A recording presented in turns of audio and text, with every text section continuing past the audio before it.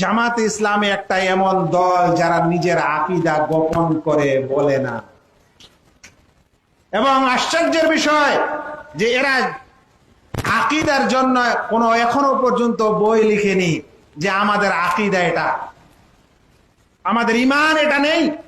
এই বই পুস্তক তারা লিখেনি, অন্য অনেক বই পুস্তক লিখেছে, কিন্তু আকীদার বিষয়টা গোপন। এরা যেখানে থাকে সেই ধরনের এই আকীদা ধারণ করে। কথাটা খুব আমি ভালো করে বলছি এবং দায়িত্ব সহকারে বলছি যে জামাতে ইসলামী একটা এমন দল যারা নিজের আকীদা গোপন করে, যেখানে থাকে তারা সেই স্থানের লোকের আকীদাই পোষণ করে। এই জন্য জামাতে ইসলামের মধ্যে কিছু মানুষ পাবেন যারা হচ্ছে আশায়েরা। বুঝেন, আশায়েরা মানে যারা আল্লাহ তাআলার এই গুণগুলির অপব্যাখ্যা করে। একটু আগে বলছিলাম অস্বীকার করে, এরা অপব্যাখ্যা করে। মৌলানা মওদুদী সাহেব তার তাফসীরে অপব্যাখ্যা করেছেন। এটা আমার এখন বিষয় নয় যে আমি ওগুলো আপনাদেরকে বুঝাবো। শুনেন, ওরা একটি এমন দল, কোন সময় তারা দেওবন্দিও হয় আর কোন সময় তারা আবার বেরেলিও হয়। একটি এমন দল যাদের মধ্যে আহলে কোরআনও আছে এবং মুতাজিলিও আছে। একটা এমন দল যারা মাঝে মাঝে সুফিদের, কবর পূজারীদের প্রশংসা করে। আপনি হয়তো এতক্ষণে আমার উপর কিছু মনে করছেন যে আমি একটু বাড়াবাড়ি করে কথা বলছি। না, দেখেন, ওই মানুষ আমি না। আমি আপনাদেরকে প্রমাণ দিয়ে কথা বলছি। শুনেন, বাংলাদেশের, আমি বাংলা ভাষার কথাটা বলছি এই কারণে যেন আমাদের আপনাদের বুঝতে সুবিধা হয়, কারণ পশ্চিমবাংলার মানুষ। বাংলাদেশের যিনি জামাতে ইসলামের প্রথম আমির, তার নাম হলো গোলাম আজম। তার একটা বই আছে, যে বইটার নাম হলো আন আকিমউদ্দিন। সেই আন আকিমউদ্দিনে তিনি যখন ইসলামিক দলগুলির প্রশংসা করছেন, তখন তিনি খানকা ও মাজারের প্রশংসা করছেন।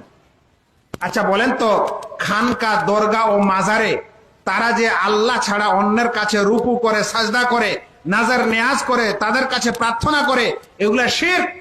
কিন্তু সেই কাজগুলোর আপনি প্রশংসা করতে পারেন? তিনি বলছেন, শুনেন, তার ভাষায় বলছি, তিনি বলছেন মাদ্রাসা, মসজিদ, খানকাহ, ওয়াজ, তাবলীগ, ইসলামী সাহিত্য ইত্যাদির মাধ্যমে দ্বীন ইসলামের যে বিরাট খিদমত হচ্ছে, একামতে দ্বীন গোলাম আজম সাহেবের প্রাথমিক ভূমিকাতে তিনি এ কথা লিখেছেন। আচ্ছা বলেন তো, তাহলে খানকা ও দরগায়ে যে সকল কার্যকলাপ হয়, যেটা স্পষ্ট শিরক, তিনি বলছেন এর মাধ্যমে দ্বীনের যে খিদমত হচ্ছে, আচ্ছা এটা ইসলামের খিদমত না এটা ইসলামের 12টা বাজানো? ইসলামের সাথে সম্পূর্ণ সংঘর্ষ হচ্ছে শিরকের। ইসলাম মানে হলো তাওহীদ, আল্লাহ ছাড়া কারো ইবাদত করা যাবে না। আর খানকা আর দরগায়ে আল্লাহ ছাড়া অন্যের ইবাদত হচ্ছে। ওখানে ওই খাজা বাবার নামে তাকে মানুষেরা নজরানা দিচ্ছে, তার কাছে রুকু করছে, তার কাছে ফরিয়াদ করছে, তার কাছে দোয়া করছে, তার কাছে ভালো মন্দের কামনা করছে। এগুলা হচ্ছে শিরক। আর আপনি বলছেন এর মাধ্যমে যার খিদমত হয়। এই জন্য আমি বলছিলাম যে এটি একটি এমন জামাত, যে জামাত তার নিজের আকীদা স্পষ্ট করে না, আর যেখানে যেমন থাকে সেখানে তাদের আকীদা ধারণ করে, এমনকি স্পষ্ট শিরককারীদেরও তারা প্রশংসা করে। ভাইরা, এরপরে আপনাদের যে জিনিসটা বুঝাবো সেটা হলো যে এই জামাতে ইসলামের তাহলে আকীদা আমরা কিভাবে বুঝবো, যে ওদের আকীদা কি? কারণ আমার বিষয় এটাই, তাদের আকীদা বলতে হবে। ওদের আকীদার যেহেতু বই নাই, সেই কারণে জামাতে ইসলামের যিনি বাণী প্রতিষ্ঠাতা, তার বইতে যেগুলা লেখা হয়েছে, কিংবা বর্তমান জামাতে ইসলামের যেগুলা বই পুস্তক আছে, সেই বই পুস্তকে তারা যেটা লিখেছেন, সেই লেখাটা থেকেই আমরা ধরতে পারবো যে তাদের আকীদা কি, বা তারা কি আকীদা পোষণ করে। এখন আপনাদেরকে আমি তাদের বই থেকে 2-4টি জিনিস কথা শোনাই। শুনেন, তাদের একটা নিজস্ব বই আছে, যে বইটা সত্যিকারে মওদুদী সাহেবের লেখা। বইটার নাম হলো জামাতে ইসলামী কা মকসদ, তারিখ और লায়হায়ে আমল, পৃষ্ঠা নম্বর 1।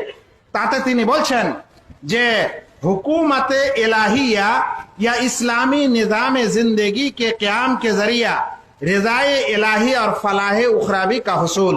বলছেন জামাতে ইসলামের উদ্দেশ্য হলো এলাহি হুকুমত কায়েম করা, ইসলামী নিজাম কায়েম করা, এটা কিন্তু তারা বর্তমান ওয়েবসাইটও দিয়ে রেখেছে। এরপরে শুনেন, আমাদের ইন্ডিয়ান জামাতে ইসলামী যেটা আছে, তারাও নিজস্ব ওয়েবসাইটে খুব জলজল অক্ষরে লিখে রেখেছে, জামাতে ইসলামী হিন্দ ভারত মে এক দিনই জামাত হ্যায়। তারা বলছে এটা দিনের জামাত। একটু আগে আমি আপনাদের বুঝালাম যে রসুল সাল্লাল্লাহু আলাইহি সাল্লামের আদর্শ বাদ দিয়ে যারা বর্তমানে কোন দল ও দিনের জামাত তৈরি করে, সেই জামাত ভ্রষ্ট, সেটা সঠিক না।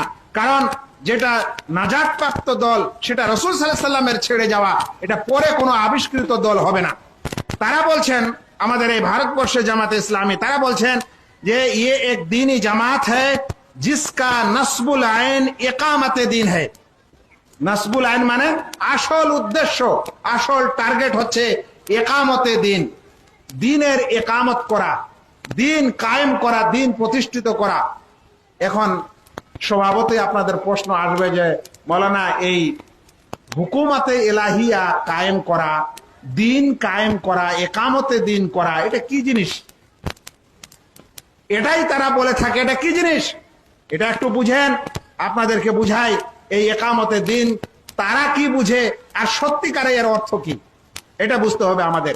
যে একামতে দিন বলতে তারা কি বুঝেন, কি বুঝলেন, আর সত্যিকারে এর অর্থ কি, এটাই বুঝেন। আজকের আলোচনার আসল কথা কিন্তু এটাই। জামাতে ইসলামের আকীদা উদ্দেশ্য হচ্ছে একামতে দিন।